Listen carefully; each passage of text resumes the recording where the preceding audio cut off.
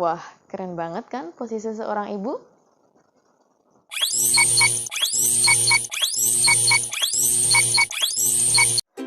Hai, Assalamualaikum warahmatullahi wabarakatuh. Aku Emi, bidan, fasilitator prenatal gentle yoga, dan praktisi hipnobirthing.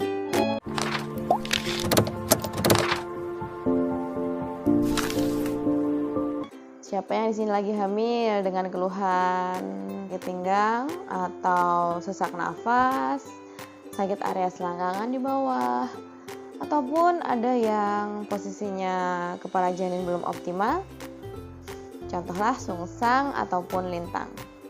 Pasti cemas banget kan?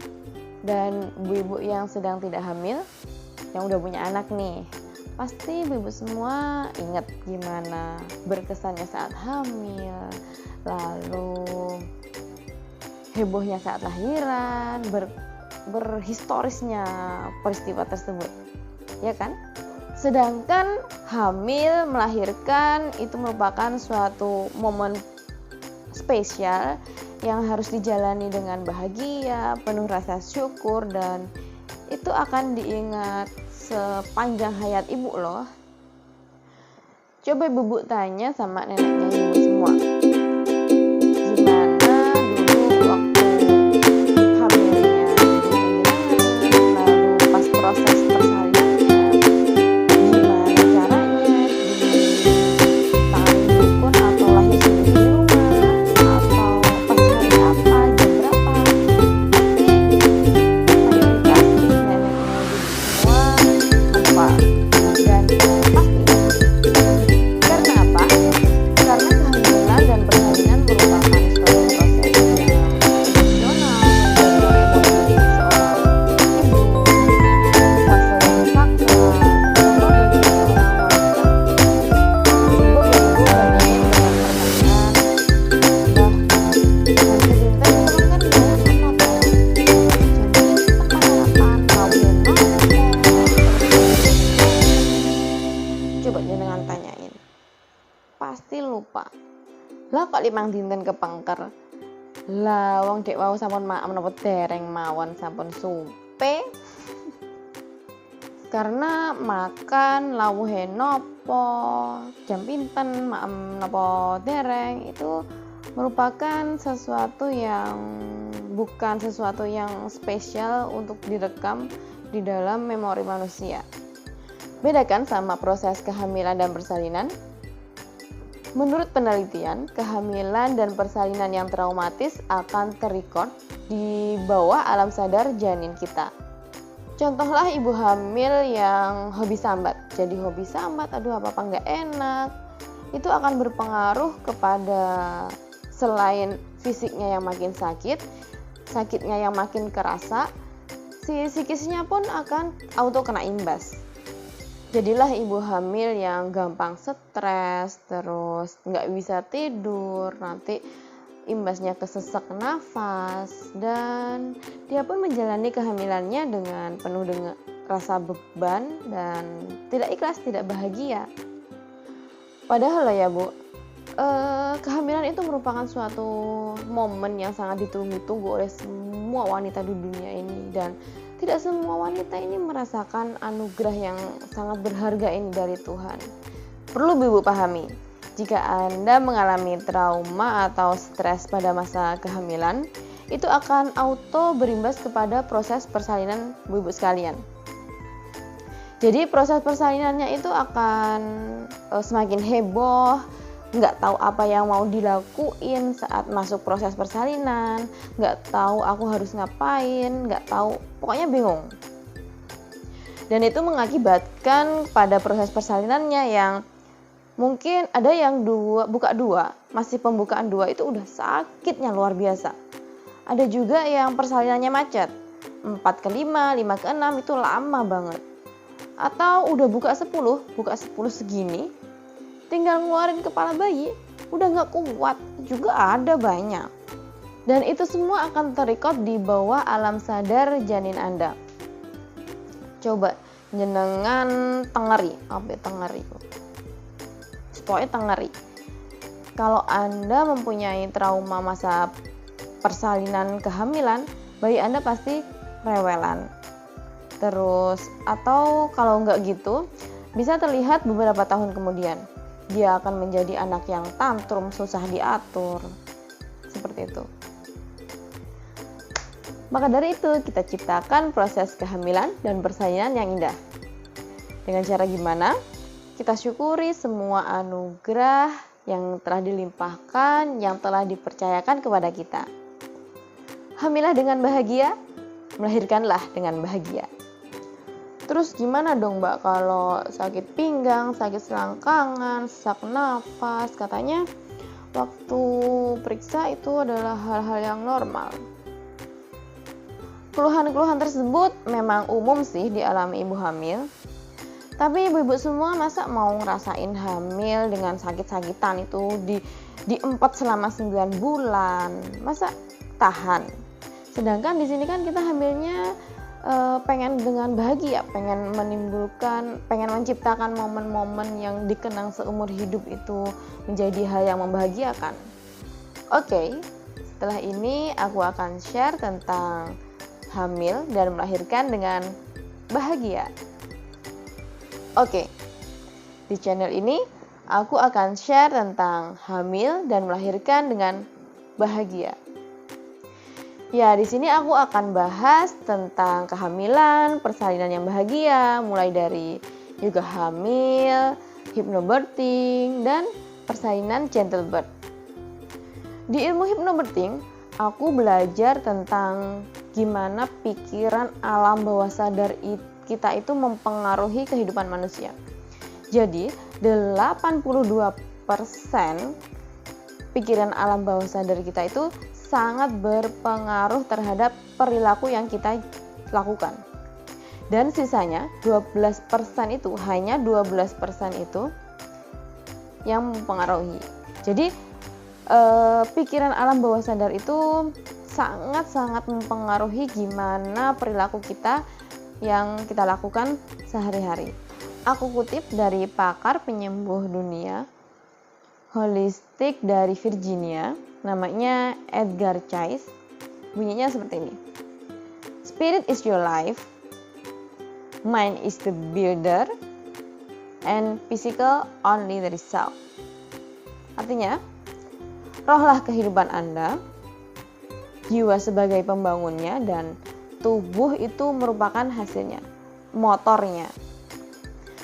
Contoh, jadi gini, banyak orang-orang yang cerita bahwa kehamilan itu adalah masa-masa yang sulit, dan persalinan adalah masa-masa di mana seorang wanita mempertaruhkan nyawanya antara hidup dan mati. Nah, orang urip di mati, seperti itu. Coba deh kita ingat gimana sinetron Indonesia mendeskripsikan tentang proses persalinan. Pasti di sinetron, di film-film itu, gambarnya ada perempuan proses melahirkan, teriak-teriak, suaminya dijambak sana jambak sini, terus sama ngedennya itu histeris lah pokoknya, dramatik kayak gitu. Dan sayangnya itu udah kita lihat mulai dari kita kecil, terus anak-anak, remaja, terus kata Raditya Dika di proses fase alay, dewasa, sampai kita punya anak pun mungkin kita masih lihat proses-proses persalinan di film dan sinetron-sinetron yang sangat membagongkan itu. Dan sayangnya itu udah kita lihat mulai dari kita mungkin masih balita, anak-anak, terus remaja, terus proses alay, dewasa, sampai kita pun udah punya anak di sini. Itu kita masih sering lihat sinetron-sinetron atau film dengan kejadian yang ibu melahirkan dengan proses yang histeris. Dan jangan lupa ditambah dengan bumbu-bumbu opo jare wong bahwa persalinan kui, babaran kui adalah sesuatu yang sangat wakitpol. Finally, tertanamlah statement-statement negatif tersebut di bawah alam pikiran sadarnya. Dan saat dia hamil, dia pun akan merasakan sesuatu yang melelahkan, yang berat, yang pokoknya banyak keluhannya. Dan saat persalinan pun dia benar-benar juga akan mengalami kayak yang di sinetron tadi, yang menyakitkan, yang heboh banget pokoknya. Aku pengen sedikit cerita tentang pengalaman klienku. Beliau itu datang ke aku di kehamilan yang ketiga. Persalinan yang pertama, beliau di Mesir. Hamil dan bersalin di Mesir. Itu beliau masuk rumah sakit, udah buka 10 itu segini ya. Buka 10, itu beliau cara ngedennya ingetnya di dalam sinetron. Oh, berarti kalau aku udah buka 10, aku ngedennya harus bongok banter, yang kayak di sinetron yang kita lihat sehari-hari itu. Dan walhasil nggak turun-turun kepala si bayinya itu. Akhirnya karena dokternya di Mesir itu lumayan keren, itu beliau dibius total dan dilahirkanlah janinnya ke dunia. Jadi beliau nggak merasakan apa-apa. Pas buka 10, dibius total, bayinya dijipok kayak gitu. Di persalinannya yang kedua, beliau hamilnya di Mesir. Dan memang sengaja pulang ke Indonesia untuk melahirkan. Karena beliau belum paham tentang cara melahirkan, karena kan yang sebelumnya, yang pertama itu beliau kan dibius total, jadi nggak merasakan gimana caranya mengejan yang baik dan benar. Akhirnya di Indonesia pun udah buka 10, tapi nggak mau maju gitu. Beliau pun cara mengejannya itu masih sama, masih bengok histeris. Karena memang sebelumnya beliau belum belajar tentang cara mengejan yang baik dan benar. Akhirnya, finally untuk persalinan kedua di episiotomi, dirobek jalan lahirnya.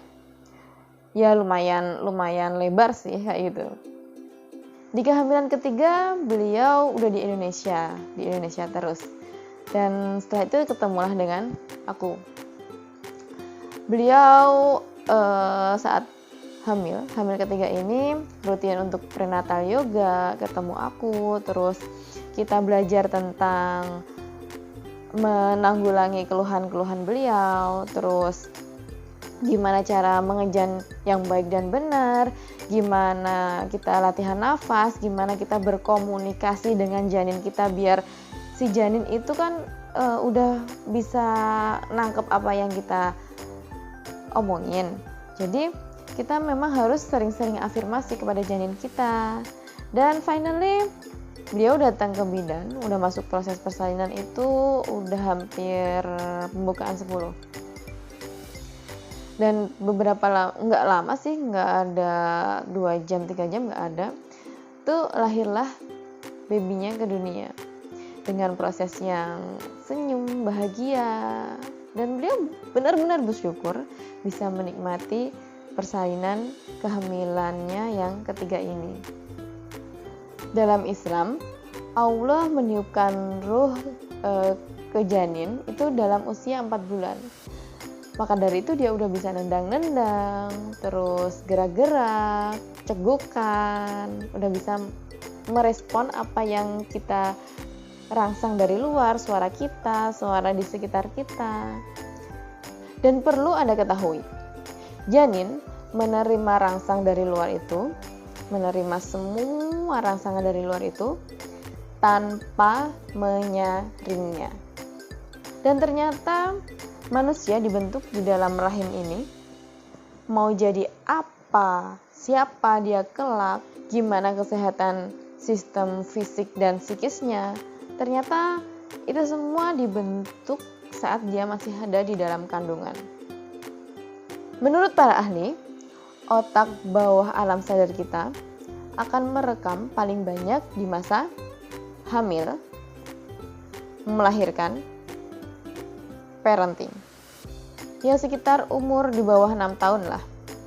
Maka dari itu di bawah 6 tahun ini disebut fase golden moment. yang sangat berpengaruh terhadap terbentuknya individu manusia. Saat hamil, ketika ibunya suka makan donat, si anaknya nanti lahir ke dunia berpeluang mayoritas akan suka donat juga. Tapi yang nggak lahir ceprot terus dia jaluk donat gitu, bukan gitu konsepnya sister. Jadi pas dia udah bisa makan, jadi kesukaannya donat gitu loh. Kalau ibunya suka Spa Williams dan Yoga Hamil Williams, nanti anaknya mayoritas juga suka Spa Williams loh. Wah, ini beneran guys. Aku punya sedikit cerita. Gak mau sedikit aja. Tapi ini beneran. Jadi ada yang sering prenatal yoga sama aku. Kan sebelum yoga itu kan aku periksa dulu gimana keadaan ibunya, gimana keadaan janin. Dan setelah yoga pun itu aku juga periksa lagi. Kan aku ajak ngobrol, terus aku afirmasi lah si janinnya itu.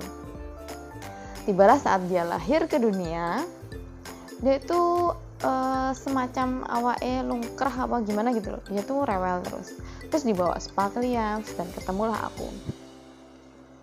Di situ aku ngajak ngobrol dan aku spa, aku peluk kayak gitu. Dianya itu kayak udah kenal. Wah, iki mien kayak pernah denger dah suara iki. Tapi di mana yo? Pernah denger tapi suaranya itu menenangkan banget. Jadi wes aku diam aja kayak gitu. Dan sampai rumah pun dia udah nggak rewel lagi. Jadi di situ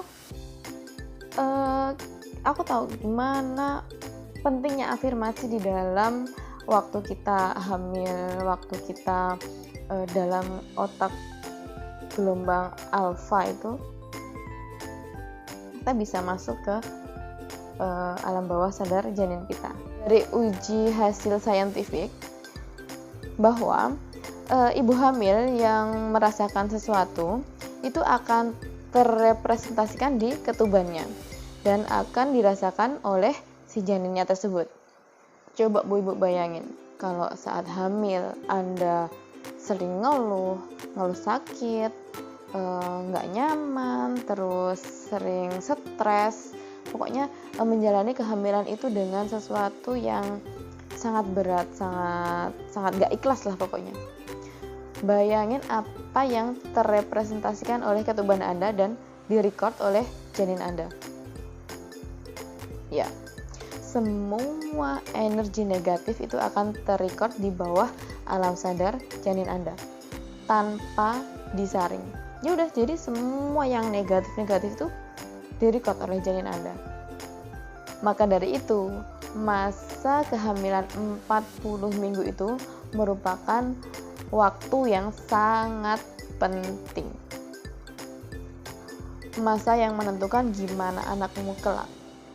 Gimana kesehatan fisiknya, gimana kesehatan emosinya, panjang umur tidaknya dia. Itu juga ditentukan di 40 minggu saat dia di dalam kandungan. Jadi, si ibu harus memberdayakan diri agar masa-masa ini tidak terlewat begitu saja. Apalagi saat hamil, si ibu itu emosinya fluktuatif, naik turun kayak gitu, baperan, terus mikir hal-hal yang macam-macam yang nggak penting pun kadang juga dipikirin. Banyak ibu hamil yang seperti itu. Dan belum lagi ditambah keluhan-keluhan selama kehamilannya yang sangat memberatkan dia menjalani proses kehamilannya tersebut. Oke, aku kasih contoh yang lumayan urgent saat kehamilan. Bahwa kondisi janin sungsang, kepalanya di atas, bokongnya di bawah, kan harusnya si kepala ini, harusnya kalau yang normalnya di bawah kan ya Bu ya, itu kepalanya di atas sungsang. Dan dulu ada Mbah Dukun, kalau dulu sistemnya Mbah Dukun itu diputar dari luar, dipaksa untuk kepalanya di bawah, jadi diputar gini dari luar. Kan kita tidak tahu ya Bu ya, gimana panjangnya tali pusatnya, gimana keadaan plasentanya, perlekatannya gimana, terus apakah dia terlilit lehernya apa enggak, itu kan kita nggak tahu kalau dukun yang ngelakuin. Kalau main puter aja kan bahaya ya Bu ya itu.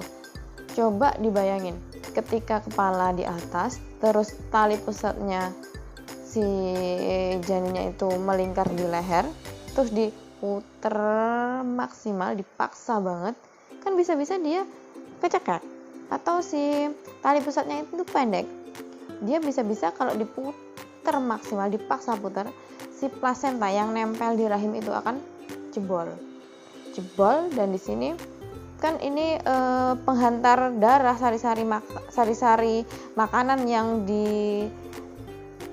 ditransfer dari ibu ke janinnya itu kan lewat plasenta ini, dan jebol, akhirnya terjadi perdarahan, terjadilah shock hipovolemik, shock karena perdarahan, dan terjadilah sesuatu yang tidak diinginkan. Dan sekarang dengan prenatal yoga itu bisa mencegah terjadinya janin sungsang, atau kalau udah terlanjur kita dengan prenatal yoga bisa memutar dengan alami. Jadi karpe baya edewe itu memutar kepalanya ke bawah. Jadi tidak ada paksaan di sini. Jadi dalam prenatal yoga itu mana yang jadi titik fokus, titik yang jadi sasaran keluhan itu, disitulah titik yang dikasih creating space, yang dikasih ruang lah. Dan alhamdulillah banyak klienku yang dengan keluhan sungsang ikut prenatal yoga 1 kali aja udah banyak yang kepalanya muter ke bawah. Ada juga yang belum, harus beberapa kali pertemuan. Dan itu memang harus continue. Maksudnya continue itu hari ini ketemu dengan fasilitator, ketemu dengan aku, kita kasih PR yang bisa dilakukan aman, gerakan aman yang bisa dilakukan si ibu di rumah. Ibu itu harus exercise tiap hari di rumah itu dengan PR-PR yang saya kasihkan. Dan alhamdulillah hampir 80% lebih itu kepala mau muter. Ada kemarin yang 37 minggu. 37 minggu itu udah lumayan besar lah ya. Seminggu lagi kan udah 38, dan itu udah matur, udah bisa dilahirkan ke dunia. Itu 37 minggu ada yang masih sungsang. Dan kemarin exercise udah aku motivasi terus, udah aku kasih PR, dan alhamdulillah dia mau si kepala itu turun ke bawah. Tapi ya itu tadi harus continue dilakukan tiap hari di rumah, PR-PR yang aku kasih. Tiap keluhan penanganannya beda. Kasus sungsang akan berbeda asanas yang aku kasihkan dengan keluhan yang kepala belum masuk panggul saat memasuki HPL. Maka dari itu ibu-ibu sekalian harus cermat dalam pemilihan fasilitator prenatal yoga, karena prenatal yoga ini berbeda dengan yoga biasa, yoga orang awam pada umumnya. Di sini fasilitator harus paham tentang dunia kebidanan, dan yang pasti harus tersertifikat biar ada yang tanggung jawab. Dan perlu aku ulangi lagi, bayi akan merekam semua rangsangan yang dia terima saat dia ada di dalam kandungan, saat dia dilahirkan ke dunia. Dalam Islam terdapat hadis yang diriwayatkan oleh Abu Hurairah radhiyallahu anhu. Ada seseorang yang datang kepada Rasulullah dan dia bertanya, "Wahai Rasulullah, kepada siapakah aku harus berbakti pertama kali?" Dan Rasulullah menjawab, "Ibumu." Dan dia pun tanya untuk yang kedua kali dengan pertanyaan yang sama. Dan Rasulullah pun juga menjawab dengan jawaban yang sama, "Ibumu." Yang kedua. Dan yang ketiga, si seseorang itu pun bertanya dengan pertanyaan yang sama lagi. "Kepada siapakah aku harus berbakti?" "Ibumu" lagi. Dan yang terakhir, "Wahai Rasulullah, kepada siapakah aku harus berbakti?" Dan yang keempat, baru Rasulullah menjawab, "Ayahmu." Wah, keren banget kan posisi seorang ibu? Ya, karena inilah kita harus menjaga dengan sebaik mungkin amanahnya. Perhatikan proses kehamilanmu, proses melahirkanmu dan proses parentingmu. Semoga kita dikuatkan, semoga kita dimampukan, dan semoga kita menjadi ahli surga bersama-sama keluarga kita. Sekian dari saya, ada kurang lebihnya saya mohon maaf. Saya akhiri, wassalamualaikum warahmatullahi wabarakatuh.